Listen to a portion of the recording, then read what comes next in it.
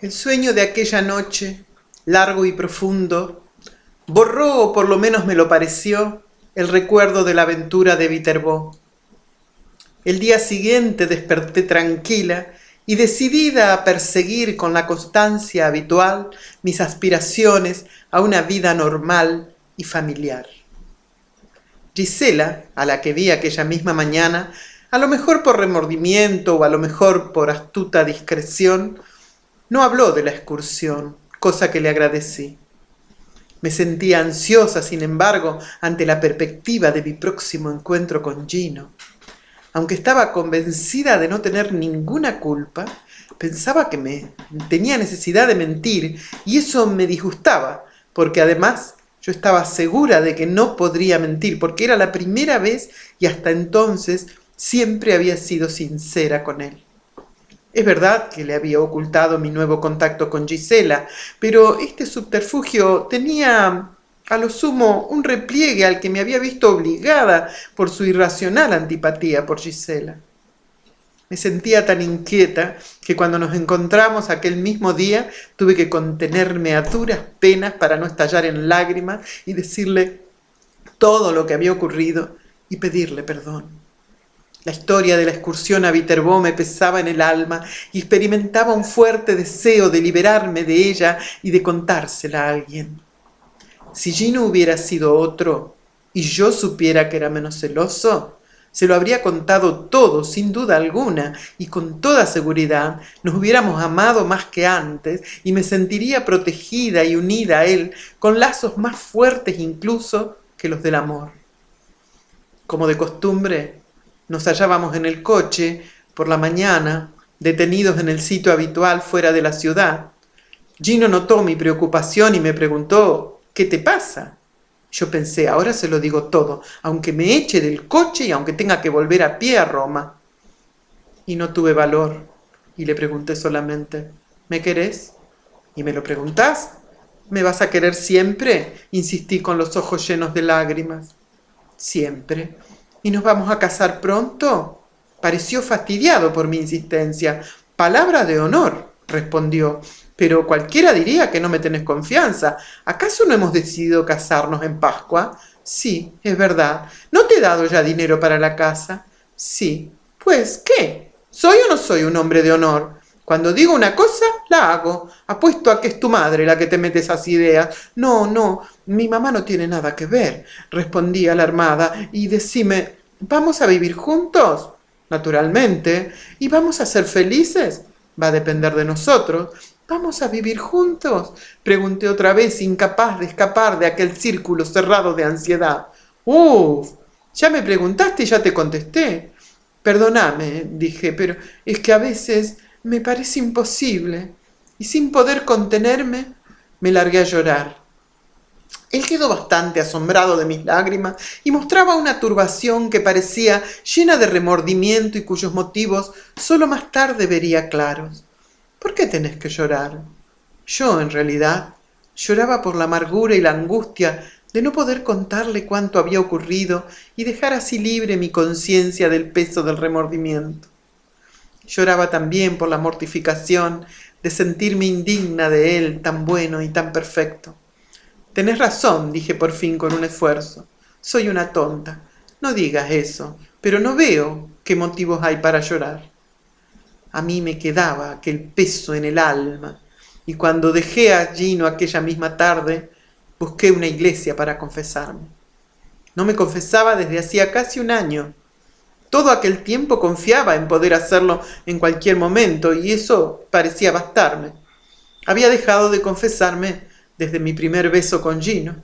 Me daba cuenta de que mis relaciones con Gino eran pecado, según la religión, pero como sabía que íbamos a casarnos, no experimentaba ningún remordimiento y pensaba que me iban a absolver de una vez por todas antes de la boda. Me dirigí a una pequeña iglesia del centro de la ciudad, que abría sus puertas a espaldas de un cine y al lado de una vidriera de medias. Todo estaba en penumbra, excepto el altar mayor y una capilla lateral dedicada a la Virgen. Era una iglesia muy desordenada y sucia, las sillas de paja desvencijadas y dejadas en desorden por los fieles, más que en una iglesia hacían pensar en alguna aburrida reunión de la cual la gente se había alejado con verdadero alivio. Una luz débil que caía desde la linterna de la cúpula parecía desvelar el polvo del suelo y los blancos desconchados del enlucido amarillo y veteado que en las columnas imitaba el mármol. Los innumerables exvotos de plata en forma de corazones llameantes colgados uno junto al otro en las paredes daban una sensación de melancólica quincallería. Pero había en el aire un antiguo olor de incienso que me reanimó. Siendo niña había aspirado a aquel olor y los recuerdos que suscitaba en mi memoria eran todos inocentes y agradables. Así me pareció hallarme en un sitio algo familiar. Aunque era la primera vez que entraba, creí que yo había ido siempre a aquella iglesia. Antes de confesarme, quise ir a la capilla lateral en la que había entrevisto una imagen de la Virgen. Desde el día de mi nacimiento había sido consagrada a la Virgen y hasta mi mamá decía que me parecía a ella, con mi cara de facciones regulares y mis negros ojos grandes y dulces. Siempre había amado a la Virgen porque tiene al niño en brazos y porque ese niño, una vez hombre, lo mataron. Y ella, que lo trajo al mundo y lo amó como se ama a un hijo, sufrió mucho viéndolo colgado de una cruz. A veces pensaba que la Virgen, que había sufrido tanto, era la única que podía comprender mis dolores y de niña no quería rezarle más que a ella, como la única que estaba en condiciones de entenderme. Además, me gustaba la Virgen porque era tan diferente a mi mamá. Tan serena y tranquila, ricamente vestida, con aquellos ojos que me miraban con afecto, y me parecía que mi verdadera madre era ella y no la que me chillaba continuamente y siempre andaba ajetreada y mal vestida. Así pues me arrodillé y recé una larga oración, y me cubrí el rostro con las manos, con la cabeza baja, y pedí fervorosamente que me perdonara por todo lo que había hecho, e invoqué su protección para mí, para mi mamá y para Gino. Después me acordé de que no tenía que conservar rencor alguno a nadie, e invoqué la protección de la Virgen también para Gisela, que me había traicionado por envidia, para Ricardo, que por estupidez le había hecho caso a Gisela, y por último para Astarita. Rogué por Astarita más tiempo que por los demás, precisamente porque sentía un profundo resentimiento contra él y deseaba destruir aquel resentimiento y amarlo como amaba a los demás, perdonarlo y olvidar completamente el daño que me había hecho. Por último me sentí tan conmovida que acudieron las lágrimas a mis ojos. Los levanté hacia la imagen de la Virgen sobre el altar y las lágrimas eran como un velo y la estatua parecía confusa y como vacilante, como si la viera bajo el agua, y las velas que brillaban alrededor de la estatua formaban muchas manchas de oro, dulces a la vista, pero al mismo tiempo amargas, como ocurre a veces con las estrellas que queremos tocar y que sabemos que están tan lejanas. Así estuve un buen rato mientras miraba a la Virgen, casi sin verla. Después las lágrimas se desprendieron de mis ojos y se deslizaron por las mejillas con un cosquilleo amargo, y vi la Virgen con su niño en brazos, que me miraba y tenía el rostro iluminado por las llamas de las velas. Me pareció que me miraba con compasión y simpatía, y le di las gracias de todo corazón. Después me levanté, ya me sentía más tranquila, y fui a confesarme. Los confesionarios estaban vacíos. Cuando di vueltas buscaba con la mirada a un sacerdote y vi uno que salía por una puerta de la izquierda del altar mayor, pasaba ante el altar haciendo una genuflexión y santiguándose, y se dirigía hacia el otro lado. Era un religioso y no comprendí bien de qué orden. Procuré armarme de valor y lo llamé sin levantar la voz demasiado. Él se dio vuelta e inmediatamente se dirigió a mí. Cuando lo tuve cerca vi que era un hombre todavía joven, muy corpulento y lleno de vida, con un rostro rosado, fresco y viril, enmarcado en una escasa barba rubia, con unos ojos azules y una frente alta y blanca. Pensé involuntariamente que era un hombre muy guapo, de los que hay pocos, no solo en las iglesias, sino también fuera de ellas, y me sentí satisfecha de poder confesarme con él. Le comuniqué en voz baja mi deseo y él, con un leve gesto de asentimiento, me precedió hacia uno de los confesionarios. Entró en la pequeña garita y yo fui a arrodillarme ante la reja. Una plaquita esmaltada clavada en el confesionario ostentaba el nombre de Padre Elías, y el nombre me gustó y me inspiró confianza.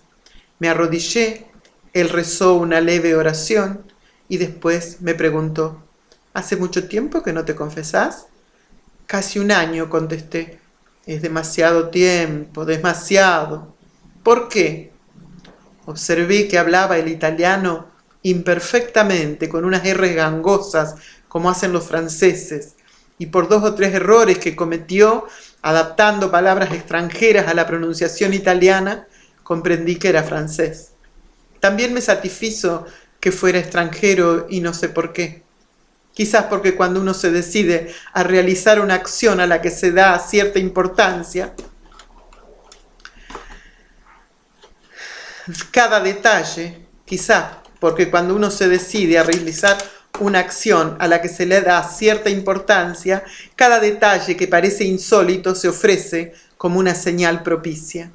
Le dije que el motivo de aquella larga interrupción en los deberes de buena cristiana lo comprendería por la historia que iba a contarle. Y él, después de un corto silencio, me preguntó qué tenía que decir. Entonces, con calor y confianza, le conté mis relaciones con Gino, mi amistad con Gisela, la excursión a Viterbo y el chantaje de Astarita. Mientras hablaba no podía menos que preguntarme a mí misma qué efecto podrían ser en el fraile mis confidencias. No era un sacerdote como otros, y su aspecto desacostumbrado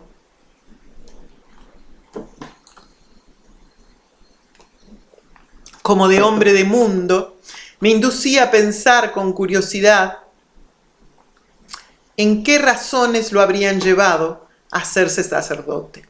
Parecerá extraño que tras la fuerte conmoción despertada en mí por la oración a la Virgen, me distrajera ahora hasta el punto de sentir curiosidad por aquel religioso, pero creo que no había contradicción entre esta curiosidad y la conmoción anterior.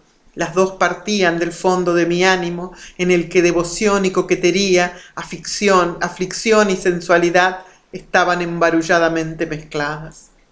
Y aún pensando en él en la forma en que he dicho, sentía a medida que iba hablando un dulce alivio y una avidez consoladora de decir más y más hasta haberlo dicho todo.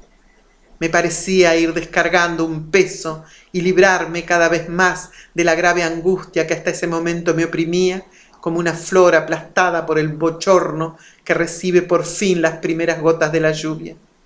Al principio hablé a duras penas y excitada, después cada vez con más fluidez y por último con una sinceridad vehemente y henchida de esperanza.